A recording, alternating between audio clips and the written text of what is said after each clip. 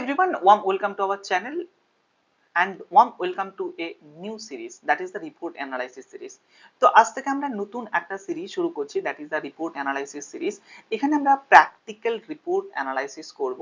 আজকে আমাদের যে রিপোর্ট অ্যানালাইসিস করব that is the HbA1c, একদম প্র্যাকটিক্যাল ল্যাবে রিপোর্ট অ্যানালাইসিস করব, বাট পেশেন্টের নাম, এজ এগুলোকে একটুখানি হিডেন রাখতে হয় due to the safety purpose.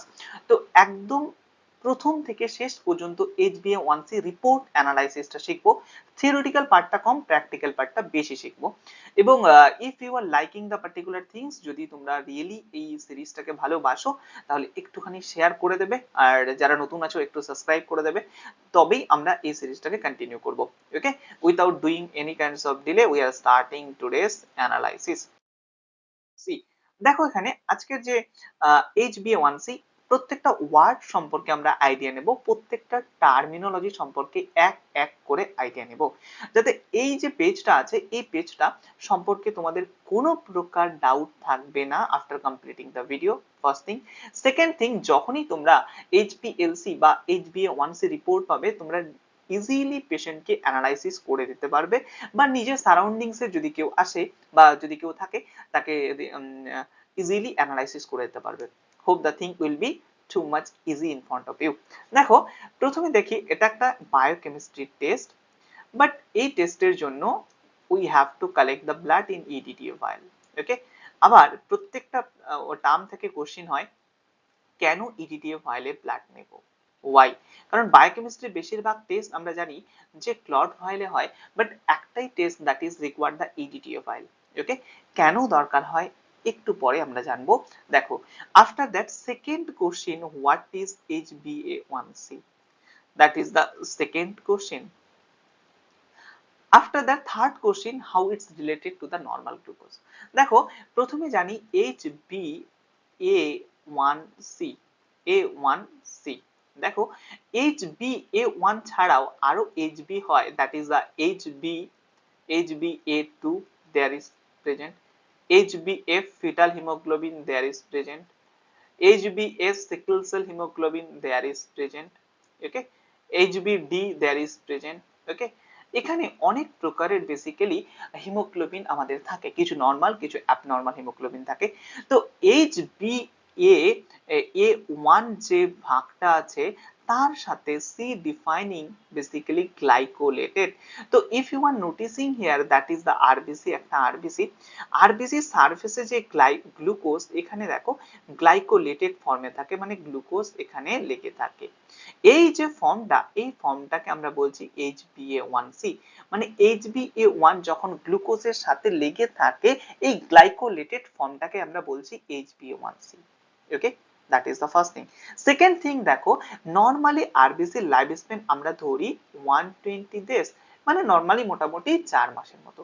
তো সেজন্য নরমাল এই যে গ্লুকোজ, এটা নরমাল যে কোনো পেশেন্টদের করা হয় না। যাদের ডায়াবেটিক আছে, ডায়াবেটিক পেশেন্টদেরই শুধুমাত্র HbA1c করা হয়। ওকে, তাদের 2 থেকে 3 মাসের গড় গ্লুকোজ কতটা আছে সেটা জানতে পারি, কারণ দেখো আরবিসির লাইফ স্প্যান 120 ডেজ, তাহলে 2 থেকে 3 মাসের মধ্যে কতটা গ্লুকোজ আছে, কতটা গ্লুকোজের এভারেজ মিনটা, সেটা কিন্তু আমরা HbA1c দিয়ে ইজিলি পেতে পারি। ওকে, আশা করি এটুকু বোঝা গেছে। এবার আমরা চলে আসি, দেখো I am just erasing the particular things. দেখো method, which method we have to do. আমরা দেখো high performance or high pressure liquid chromatography, এটা নিয়ে আলাদা করে ক্লাস নেব। What is HPLC? Okay, required your love, I am again saying you that required your support to getting the video. Naturally তো সবকিছু পেয়েই চলে, এবার তোমাদের ভালোবাসা, তোমাদের সাপোর্ট দরকার ভিডিওগুলো আসার জন্য। দেখো method HPLC, that is the high performance liquid chromatography. Okay, chromatography একটা সেপারেশন টেকনিক, এই সেপারেশন টেকনিকের মাধ্যমে আমরা HbA1c গুলোকে সেপারেট করতে পারি। Got it? এটুকু বোঝা গেছে।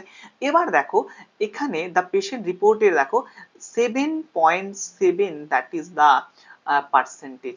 ন্যাচারালি দেখো নর্মাল 5.7 এর যদি কম হয় তাহলে that is the normal range.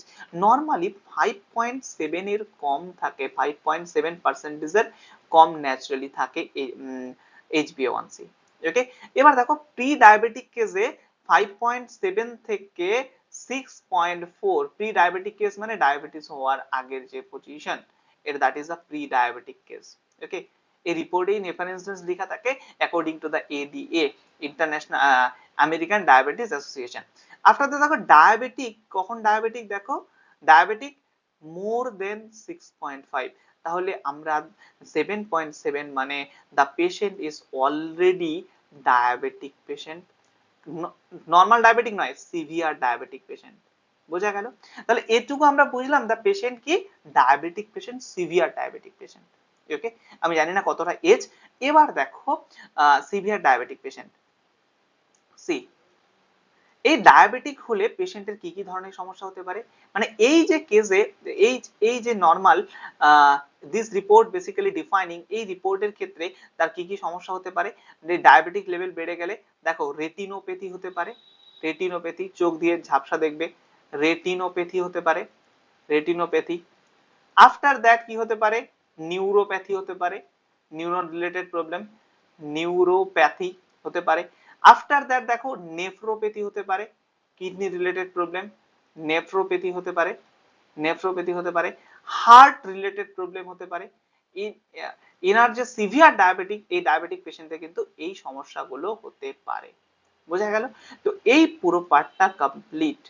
ওকে, এই পুরো পার্টটা complete, that is the normal নয়। আর এইচপিএলসি যখন পড়াবো তখন গ্রাফটা কি করে বুঝতে হয় তখন সেগুলোকে অ্যানালাইসিস করা শেখাবো, যখন এইচপিএলসি পড়াবো। ওকে, এইচপিএলসি ন্যাচারালি একটা গ্রাফ হয়, এই গ্রাফটা দেখেই বোঝা আমরা বুঝতে পারবো যে এইচবিএ1সি লেভেল কতটা। এবার চলো, এবার আমরা করব যে এজি, এভারেজ গ্লুকোজের যে ক্যালকুলেশনটা সেটা জানবো। চলো এটাকে আমি ইরেজ করছি। দেখো এভারেজ গ্লুকোজ ক্যালকুলেশনে একটু আমি নেক্সট স্লাইডে যাব।